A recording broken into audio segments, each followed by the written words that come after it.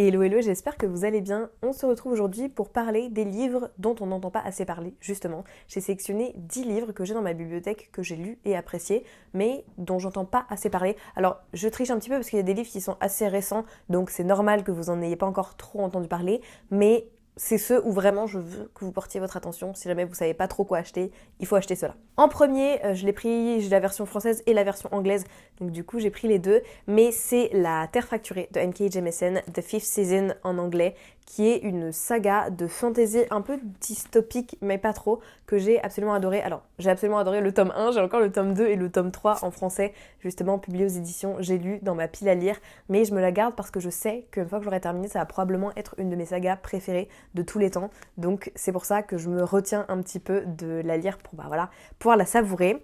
Je vous lis le résumé, je vais vous lire le résumé en français qui est fourni par la maison d'édition parce que je l'ai lu il y a quelques années maintenant et j'aurais peur de vous en dire trop. Donc le résumé nous dit « La Terre tremble si souvent sur votre monde que la civilisation y est menacée en permanence. Le pire s'est d'ailleurs déjà produit plus d'une fois. De grands cataclysmes ont détruit les plus fières cités et soumis la planète à des hivers terribles, d'interminables nuits auxquelles l'humanité n'a survécu que de justesse. Les gens comme vous, les orogènes, qui possèdent le don de dompter volcans et séismes, devraient être vénérés. Mais c'est tout l'inverse. Vous devez vous cacher, vous faire passer pour une autre, jusqu'au jour où votre mari découvre la vérité, massacre de ses poings votre fils de 3 ans et kidnappe votre fille. » Autant vous dire que c'est un peu glauque, mais si vous avez envie de vous lancer dans la fantaisie adulte, je pense que c'est vraiment le livre que je recommanderais, parce que il y a quand même cette facilité de lecture qu'on n'a pas dans toutes les fantaisies adultes qui sont parfois vraiment complexes à rentrer dedans. Là, ça se lit très facilement. Il y a plusieurs points de vue et j'ai adoré tous les points de vue, j'ai adoré l'intrigue, j'ai adoré le système de magie, l'univers où on commence vraiment, il s'est déjà passé plein de choses et on apprend à comprendre un petit peu le passé, à revenir sur comment se sont déroulés les événements et comment ça a impacté nos personnages. Et voilà, je peux que vous le recommander. C'est une trilogie du coup qui a déjà été traduite en entier en français, donc c'est pas mal aussi pour les lecteurs français. Parce que vous allez voir, il y a quand même pas mal de livres en VO qui sont pas encore traduits, mais j'en ai mis qui allaient normalement être bientôt traduits pour que ceux qui ne lisent qu'en français puissent bientôt y avoir accès. Alors, je vous ai dit que j'avais triché parce que j'ai mis des livres qui sont aussi assez récents, mais celui-ci, pour ceux qui ont adoré Les Sœurs Hollow, je peux que vous le recommander, c'est The Invocation de Crystal Sutherland, pas encore traduit en français, mais très bientôt, je l'espère.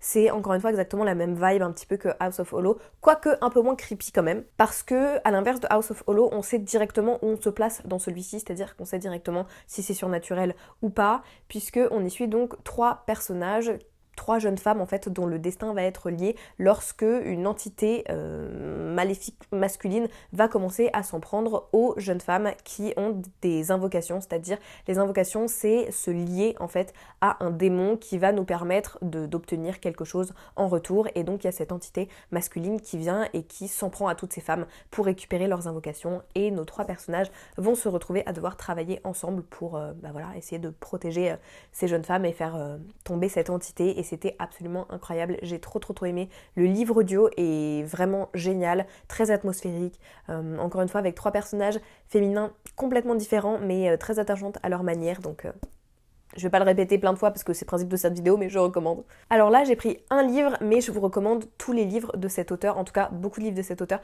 parce que si vous aimez la vibe d'un de ses livres, vous allez aimer le reste de son travail. Donc j'ai pris celui que j'ai dans ma bibliothèque qui est The One de John Mars, mais j'ai aussi adoré The Family Experiment qui sort bientôt, je crois, parce que je l'avais eu sur NetGalley. Et c'est des livres, alors il y a un côté un peu thriller, mais c'est aussi étude de la psychologie sur comment est-ce que la nature humaine va être impactée avec les évolutions en fait technologiques, l'IA, toutes ces choses-là, parce que dans The One, en fait, c'est un simple test ADN qui vous permet de savoir quel est votre match, en fait, votre perfect match, donc la personne qui, selon votre ADN, est faite pour être avec vous toute votre vie. La personne qui vous correspond, c'est dans vos gènes, c'est avec cette personne que vous êtes censé être. Et donc dans celui-ci, ça se passe plus de 10 ans après que ce concept ait été lancé et il y a plein de gens qui ont décidé de trouver leur véritable amour. Et nous, on y suit 5 personnes qui vont rencontrer leur match, mais même les âmes sœurs ont des secrets et il y en a qui ont des secrets un peu plus mortels que d'autres et j'ai absolument adoré, je l'ai trouvé trop cool. Il me semble qu'il a été adapté en série et pour ce qui est de The Family Experiment, c'est un autre concept mais c'est en gros, ça se passe dans le même univers, ça c'est ce que j'aime bien avec John Mars, c'est que ses livres se passent visiblement quasiment tous dans le même univers à des décennies en fait près, mais dans The Family Experiment, eh bien on a trouvé le moyen de créer tout cet univers en fait de réalité virtuelle avec de l'IA et de créer des enfants qui vont évoluer, c'est-à-dire qui partent de bébés jusqu'à l'âge adulte et d'en faire en fait, alors c'est de l'intelligence artificielle, mais d'en faire des êtres un petit peu réfléchis et sentients entre guillemets. Et le concept, ça va être de faire venir plusieurs familles, je crois qu'il y a 9 familles au départ, ou non, 9 participants, je sais plus, bref, qui vont essayer de rentrer dans une compétition de télé-réalité pour voir qui sera le meilleur couple, et le meilleur couple aura le droit entre eux obtenir un prix qui va leur permettre ensuite de fonder leur propre famille ou garder leur enfant virtuel qui aura grandi jusqu'à l'âge adulte et voilà, avec qui ils pourront rester en connexion dans leur monde virtuel. Et c'est des livres qui posent plein de questions très intéressantes tout en ayant ce côté thriller un peu addictif où il y a toujours un mystère un petit peu à résoudre et qui permet de nous tenir en haleine. Et j'adore, et si vous aimez ce genre de livre, ce genre de vibe, vraiment les livres de John Marrs, je pense, vous plairont. Et je trouve qu'on n'entend pas assez parler alors que vraiment c'est des pépites et c'est des thématiques qui sont très actuelles, même s'il faut aimer lire sur ce sujet. Un peu dans le même univers mais encore plus profond dans l'aspect psychologique, on a les livres de Emily St. John Mandel, pareil, dont j'entends pas assez parler, qui sont traduits en français. Celui-ci est traduit en français, s'appelle La mer de tranquillité, et Station Eleven, que j'ai ici traduit aux éditions Rivage. C'est des livres, je vous en ai déjà parlé à plusieurs reprises, mais encore une fois, pareil, qui vont partir sur de la dystopie assez futuriste. Donc qu'est-ce qui se passe si soit on développe des technologies, dans celui-ci c'est développer des technologies qui vont nous permettre de voyager dans le temps, qu'est-ce que ça impacte sur la nature humaine, qu'est-ce que ça impacte nos décisions si on décide de sauver des personnes qui n'auraient pas dû être sauvées, comment est-ce que ça touche psychologiquement la personne qui serait capable justement d'avoir cet impact dans la vie d'autres gens. Et celui-ci, il me semble que c'est, je crois, des années après qu'il y ait eu... il me semble que c'est une pandémie, je ne sais plus. Enfin bref, il y a eu une catastrophe et ça se passe des décennies plus tard, maintenant que le monde est en lambeaux entre guillemets et qu'il ne reste plus qu'une infime portion de la population. Eh bien on y suit une troupe de théâtre itinérante qui va retracer un petit peu l'histoire du monde actuel et l'histoire du monde avant que tout ne change. Et voilà, c'est des livres qui sont très très très axés sur la psychologie, sur la nature humaine, mais c'est fait de manière pas du tout rébarbative et qui pousse à réfléchir. Et celui-ci par exemple est très court, se lit très très vite, celui-là est un peu plus long, mais c'est des livres que je recommande si c'est le genre d'histoire qui vous parle. Et pareil, encore une fois, je trouve qu'on n'en entend pas du tout assez parler, alors que vraiment je pense que c'est le genre de livre qui peut parler à plein de gens, même ceux qui ne pensaient pas pouvoir s'intéresser à ces sujets-là, entre guillemets. Celui-ci, je vous en ai parlé à plein de reprises, mais pareil, je le vois pas assez passer, alors que franchement, il mérite d'être entre toutes les mains, et c'est La Maison au sortilège de Emilia Hart. Je vais vous faire le résumé très très rapide parce que ça fait plein de fois que je vous en parle, mais on y suit 3 femmes à des centaines d'années d'écart, mais 3 destins qui vont se retrouver liés, donc une en 2019, une en 1942 et une en 1619. 3 femmes qui vont vivre des choses complètement différentes, mais qui sont reliées par un seul et même lieu. Ça va parler de magie, ça va parler de résilience, ça va parler de nature humaine, et c'est un livre qui est extrêmement beau, extrêmement poétique, très engagé, très féministe, et très facile à lire, entre guillemets, ça se lit tout seul, les chapitres se dévorent, donc vraiment ne passez pas à côté de celui-ci. Celui-ci, j'étais obligée de le mettre parce qu'il vient tout juste de sortir en français. Il fallait que je le mette dans cette vidéo parce qu'il est vraiment trop bien. Je vous en avais beaucoup parlé quand il est sorti en anglais. Je l'avais eu dans une box et je l'avais tout simplement adoré. Donc là, maintenant qu'il est disponible en français, il faut l'acheter. Il est absolument génial et c'est donc La Ballade funèbre de Art and Mercy de Megan Bannon, publiée aux éditions Milady. En plus, cette édition est absolument sublime. Elle m'a été envoyée par la maison d'édition et je la trouve magnifique. Le travail est super quali. Et je vous lis le résumé. C'est écrit « Art est un ranger chargé de patrouiller les contrées magiques de Tandria. C'est un travail ingrat qui lui laisse le temps de réfléchir à sa solitude. Merci, elle n'a jamais un moment pour souffler. Elle essaye de maintenir à flot l'entreprise familiale de pompes funèbres, au mépris d'abrutis comme Art, qui semble avoir le don de se manifester quand elle n'a plus aucune patience. Après une énième dispute avec Mercy, Art écrit sur un coup de tête une lettre sans véritable destinataire. À sa grande surprise, il reçoit une réponse. Une missive anonyme, la première d'un échange de plus en plus intime. Si seulement Art savait qu'il a mis à nu son âme à la personne la plus exaspérante au monde, Mercy. Tandis que les dangers de Tandria se rapprochent, le lien qui unit Art et Mercy devient de plus en plus fort. L'amour naissant entre eux survivra-t-il à la découverte que leur cher correspondant se trouve être leur pire cauchemar? Et ça, c'est du Enemies to Lovers de qualité. C'est, je dirais, cosy romantasy parce que il y a des enjeux qui sont présents, mais vraiment il y a une vibe douce et lecture doudou, même s'il y a toute cette haine entre Art et Mercy qui rajoute du piment. J'ai trouvé que c'est vraiment la lecture parfaite pour avoir, vous savez, j'ai encore envie de dire cette petite lecture doudou. C'est vraiment une pépite et passez pas à côté de cette édition en plus. Celui-ci est sorti il y a quelques années maintenant, mais je trouve je l'ai pas assez vu passer en fait, alors que moi je l'ai trouvé vraiment très original. Il faut que je lise le tome 2 d'ailleurs parce qu'il me semble que c'est une duologie et je l'ai toujours pas lu, mais c'est Iron Widow qui est traduit en français aux éditions La Martinière il me semble, et je l'avais absolument adoré parce que je trouve que c'est assez original. Encore une fois, c'est un livre qui est engagé, qui est un livre féministe, qui est un livre qui vient questionner le rôle de la femme dans la société, même si là c'est pas la même société que la nôtre, mais dans cette société-là, ça vient questionner le rôle qui est imposé aux femmes et la manière dont, avec assez de volonté, on peut réussir à s'en sortir. C'est aussi un livre qui aborde le sujet du polyamour, ce qu'on voit pas beaucoup dans les lectures, en tout cas mes lectures, je le vois très très peu, et je trouvais que c'était très bien fait dans ce livre-ci. Donc voilà, il y a une vibe un peu Pacific Rim qui est très très cool. Et je vous donne le résumé. C'est écrit « Tu vis dans un rêve depuis assez longtemps, bienvenue dans ton cauchemar ». Les garçons de Huaxia rêvent du statut de célébrité qui vient avec le fait de piloter des chrysalides, qui sont des sortes de robots qui se transforment pour combattre des aliens derrière la grande muraille. Et leurs copilotes, ce sont des femmes qui sont supposées servir de concubines et sacrifier leur vie. Et quand Zetiane, notre personnage de 18 ans, se propose en tant que pilote concubine, son plan c'est d'assassiner le meilleur pilote qui est surtout responsable de la mort de sa sœur. Sauf que quand elle émerge miraculeusement épargnée de sa première bataille, elle va recevoir le titre le plus terrifiant, qui est celui de Iron Widow, donc veuve de fer. Et maintenant que Zetiane a eu un goût du pouvoir, elle va placer ses objectifs encore plus haut. Il est temps d'empêcher d'autres filles d'être sacrifiées. Et voilà, il est vraiment très très cool. J'ai beaucoup aimé et il faut que je lise la suite, mais je vous le recommande si c'est le genre de lecture que vous appréciez. Et en plus, il est traduit en français. Je sais pas si la suite est traduite pour le moment.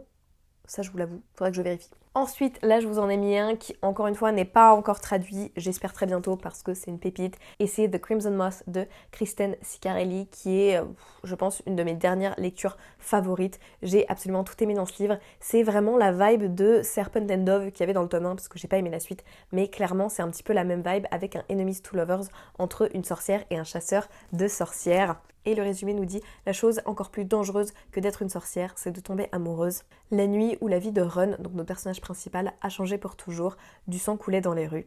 Et depuis, après une révolution dévastatrice, les sorcières ont été chassées et elles sont encore massacrées à l'heure actuelle pour leur pouvoir et sont obligées de se cacher. Depuis, Run fait semblant de n'avoir rien à se reprocher et se fait passer pour une jeune fille un petit peu stupide de la haute société. Sauf qu'elle passe ses nuits en tant que The Crimson Moth, une sorte de sorcière héroïque qui vient sauver les siennes de la purge. Sauf que quand un sauvetage va mal tourner, Run elle va décider de retourner en fait les chasseurs de sorcières un petit peu de son côté en commençant à faire à la cour à Gideon Sharp, qui est le plus connu des chasseurs de sorcières, et avoir des sentiments pour lui pourrait causer sa perte. Et c'était vraiment trop bien, c'est un Enemies to Lovers de qualité, où vraiment au début ils sont enemies de chez enemies, mais quand je vous dis qu'ils se détestent, c'est vraiment ils se détestent. Et j'ai trouvé que c'était assez original dans la manière dont c'était fait parce que, par exemple, il y a aussi ce truc, sans vous en dire trop, où malgré ce trope de Enemies to Lovers et malgré ce trope du fake dating, qui est entre guillemets, du fake dating, de commencer à se date avec un objectif chacun de leur côté, on va dire, il y a toujours ce truc où, malgré les secrets qu'ont les personnages et qui sont obligés de garder par rapport aux autres, il y avait cette volonté d'être toujours au maximum honnête sur ce sur quoi ils pouvaient être honnêtes. Et je trouvais que ça changeait. Et voilà, j'ai vraiment aimé la manière dont le Enemies to Lovers et leur relation un petit peu forcée est abordée parce que ça change et c'est fait de manière beaucoup plus honnête que ce qu'on a habituellement. Et voilà, j'ai beaucoup apprécié. Après, je vous ai pris un Riley Sager pour parler de ses livres en règle générale, si vous aimez les thrillers, mais le plus récent que j'ai adoré, c'est Ferme bien la porte, qui est vraiment très très bien. Ferme bien la porte, je dirais qu'il s'adresse aux gens qui ont adoré la saison Hôtel de American Horror Story, mais je vous recommande en règle générale tous les livres de Riley Sager si vous aimez la vibe un peu creepy, un peu spooky, ou parfois on ne sait pas si c'est du surnaturel ou pas. Il écrit un peu de tout, des thrillers classiques, des thrillers un petit peu qui, on va dire, tendent vers le surnaturel mais on ne sait pas trop, et des thrillers vraiment surnaturels. Voilà, le souci c'est que j'ai prêté Ferme bien la porte à mon père, donc là je ne l'ai pas avec moi, mais pareil, je vous le recommande.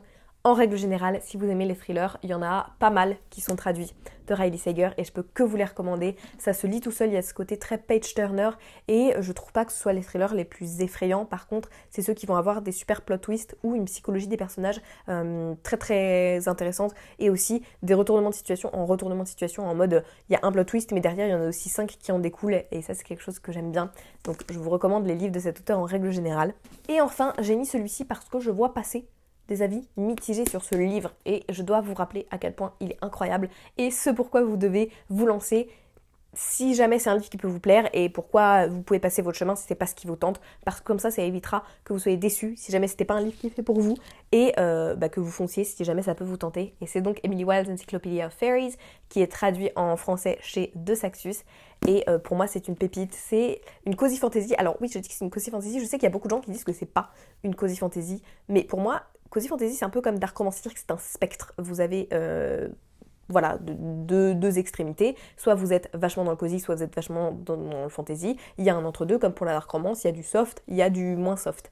Et là, pour moi, celui-ci, c'est de la cozy fantasy, où il y a quand même un enjeu, il y a quand même un univers assez étendu de fantasy, mais ça n'enlève rien au côté cosy de la lecture, au côté lecture un peu doudou, voilà. Donc je comprends pas trop les gens qui disent que c'est pas de la cozy fantasy, parce que pour moi c'est parfaitement ce que je recherche quand je veux lire de la cozy fantasy. Et voilà, pour parler du résumé, on y suit donc le personnage de Emily Wilde qui a pour objectif de rédiger la première encyclopédie des fairies pour sa thèse. Elle veut répertorier toutes les fairies qu'on peut trouver dans le monde et pour ça elle arpente un petit peu les différentes contrées.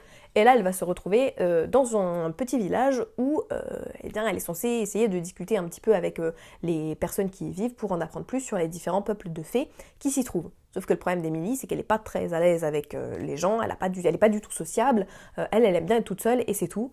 Et donc il y a son rival académique, mais qui est aussi son seul ami, Wendell Bumblebee, qui va venir et lui proposer de lui s'entretenir avec les gens, parce que lui il est très à l'aise, il est très solaire, et voilà, ils vont se retrouver à travailler ensemble un petit peu, et ça c'est trop cool déjà, parce que vraiment le côté Grumpy Sunshine, où c'est Emily le Grumpy et lui le Sunshine, c'est trop bien, c'est trop mignon, ils ont une dynamique qui est trop cool, et il y a aussi des enjeux donc un petit peu plus poussés, où eh bien, ils vont se retrouver à enquêter sur le peuple des Hidden Ones, qui est un peuple de fairies un petit peu plus sombre.